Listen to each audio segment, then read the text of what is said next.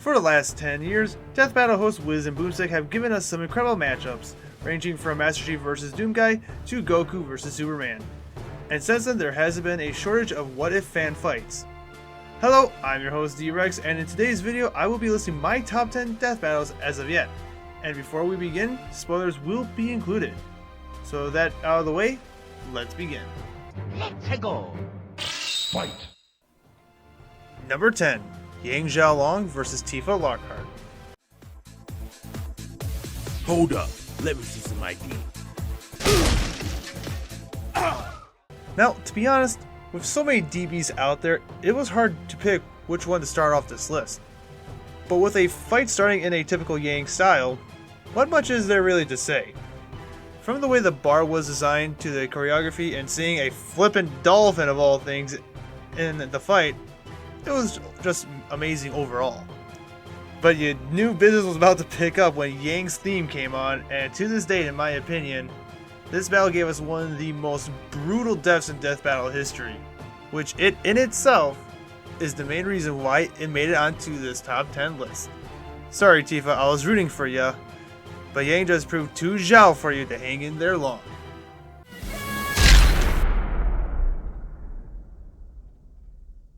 Nailed it. Number 9. ObiWan Kenobi vs Kakashi Hatake. Another happy landing. Huh? Hello there. Space samurai wizards and magical ninjas? What more could you ask for?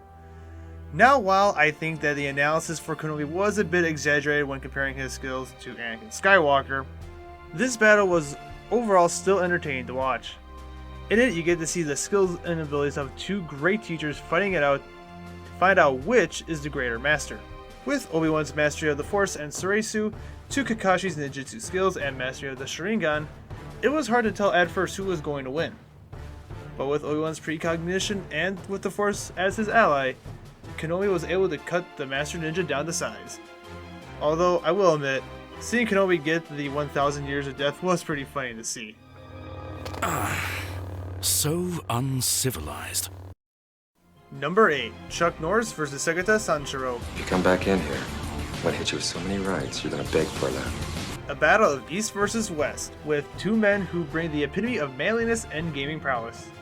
What makes this fight so enjoyable is just the sheer amount of absurdity these guys bring to the table.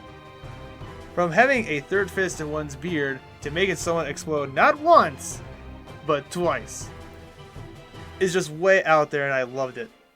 Though like most battles on this list, the one thing that stood out the most to me was the ending.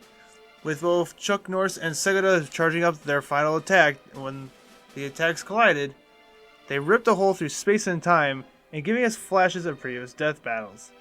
Also learning that Segata was somehow dating a video game character just for some odd reason blew my mind.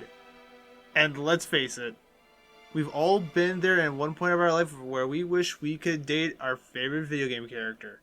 Come on boys, don't lie, you know you have. Apocalyptic! Number 7. Solid Snake vs Sam Fisher. Snake, he's in the room. Two military warriors whose jobs have them stop terrorists and other world-threatening organizations find themselves fighting over data that both parties want. And just like with Yang and Tifa, the fight choreography was so well done, especially when it came down to the hand-to-hand combat. It just had me on edge the entire time. Both combatants showed an amazing set of skills along with their high-tech equipment, weapons training, and with both having their respective computer masterminds, being Octagon and Anna, helping them out.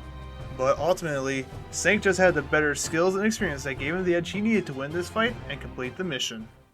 Good one for you, Snake. Piece of cake. Number 6. Ghost Rider vs Lobo. Are innumerable. I am here to... When you have the Devil's Bounty Hunter and a guy who is a combination of Superman and Deadpool, you know it's going to be one heck of a fight.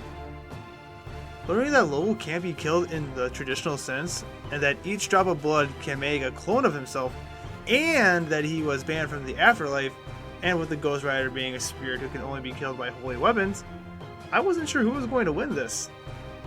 With Lobo having the initial advantage over the Ghost Rider with his strength, I thought maybe Lobo will win this one.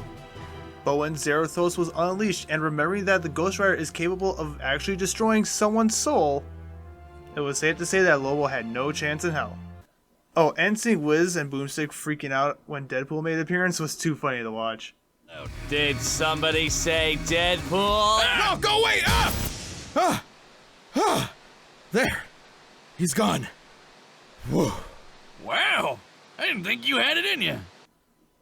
Number 5, Deadpool vs. Pinkie Pie. Oh, hello again, Death Battle. So, who's the lucky victim? You cannot be serious right now. Speaking of Deadpool, at first when I heard that this fight was going to be announced, I couldn't help but get flashbacks to Starscream and Rainbow Dash, thinking, seriously? Out of all the fights you could pick, this is what you went with?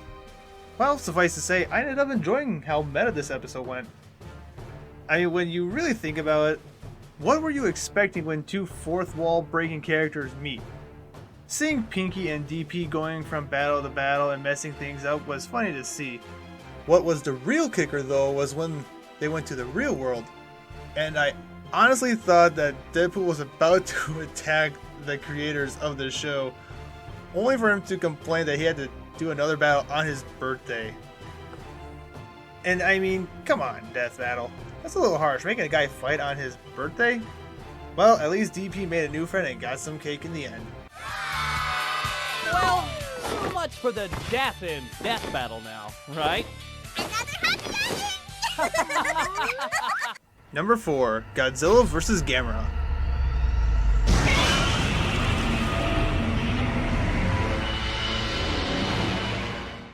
Who doesn't like giant monster fights? Answer? No one, because everyone loves giant monster fights.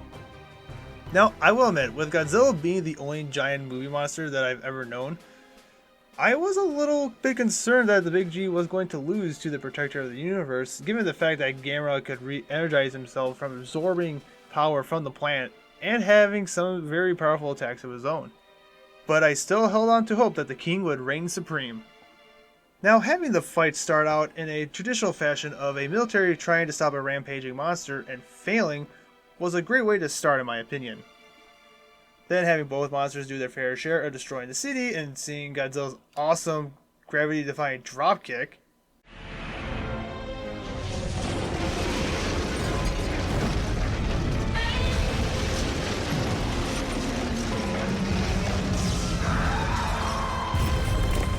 This was another one where I wasn't sure who was going to win, especially after when Gamera used one of his most powerful attacks to make us think that he defeated the Big G. But in typical fashion, Godzilla proved that even though you can knock him down, you can't keep him down, and then in turn he lifted Gamera in the air and proceeded to blast him apart. Shredder, take some notes. Maybe you could finally get that turtle soup that you always wanted.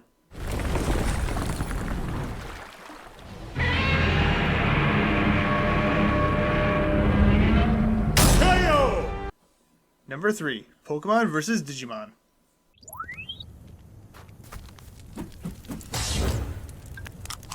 Oh!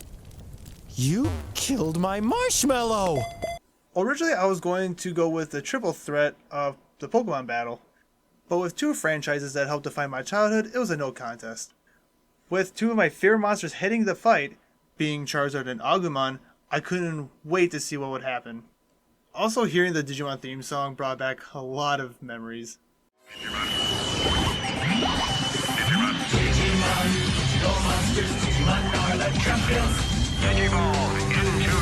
When the battle begins, it is clearly one-sided, with Agumon not even be able to do anything significant to Charizard. But then the battle becomes almost even when Agumon evolves into Greymon. And then the battle really heats up when both monsters go to their Mega Forms. While Charizard did his best to fight Wargreymon's power and dragon-killing gauntlets proved too much for everyone's favorite non-dragon to handle and eventually burn out. But hey, just remember, this all started because Red mistook Agumon for a Pokemon and killed his marshmallow. You just don't do that to a golden marshmallow.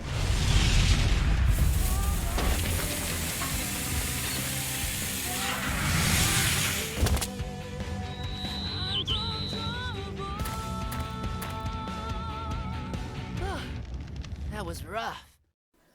Number 2, Optimus Prime vs. Gundam. Amuro, come in. Where are you? I'm checking something out, Sayla. It's more than meets the eye. Get your butt back to White Base. If there's trouble, we can't send backup. Let's roll. Just like with giant monsters, giant robots are just as cool to see in action. Growing up, I watched the original Transformers almost every day when I was a kid, with Prime being my favorite. And heck, who didn't want to have their own giant mecha suit to pilot? So when this was announced, I was stoked for it. With amazing graphics and with one of my favorite soundtracks as of yet, it was a tough call of either putting this in number 2 or number 1. But overall, this fight was amazing, and while I was impressed with Amuro's future sense and the RX-78's weapons, Optimus's millions of years of experience combined with his amazing strength, durability, and the power of the Matrix to back him up, I just knew Prime was going to take this. And although I will admit I got a little nervous when Amuro stabbed Prime through the arm and held him by his head, when Prime pulled out the Matrix, I knew it was game over. Must stand, so you shall fall.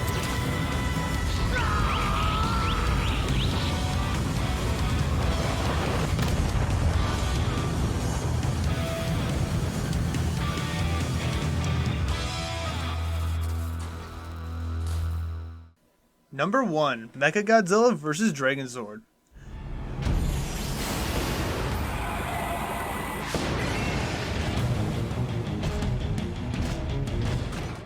Continuing with the trend of machines, dragons, and nostalgia, this happens to be my favorite battle so far, just beating number 2 by the smallest of margins.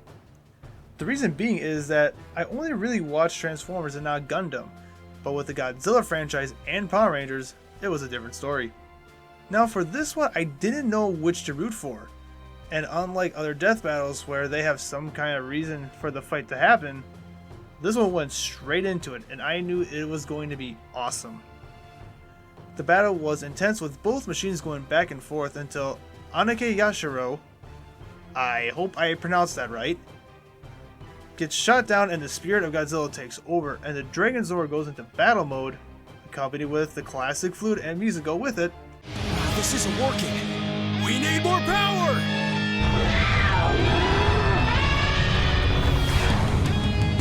Come together!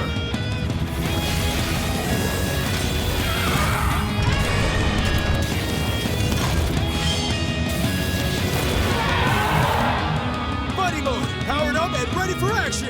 It increases the tension of the fight. With Dragonzord battle mode getting some well-placed hits and Mechagodzilla showing off its impressive mobility, it finally boils down to when the Dragonzord is able to spear through Mecha G. But before the mighty Zord can finish its pulling off, Mechagodzilla pulls it in to deliver a cold fatality, and given the fact that Mechagodzilla was created to fight one of the most powerful monsters in history, well, it wasn't so much of a surprise that he came out on top.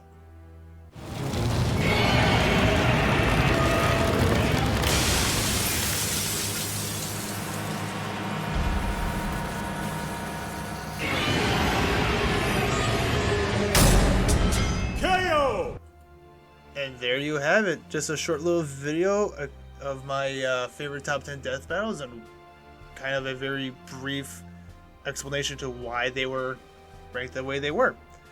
Now, did your favorite make it to my list? Let me know down in the comments below. Also, let me know what your favorite death battles were. And as always, make sure you hit that like button, subscribe, turn notifications on to get updates on the channel. And until next time, boys and girls, I'll catch you later.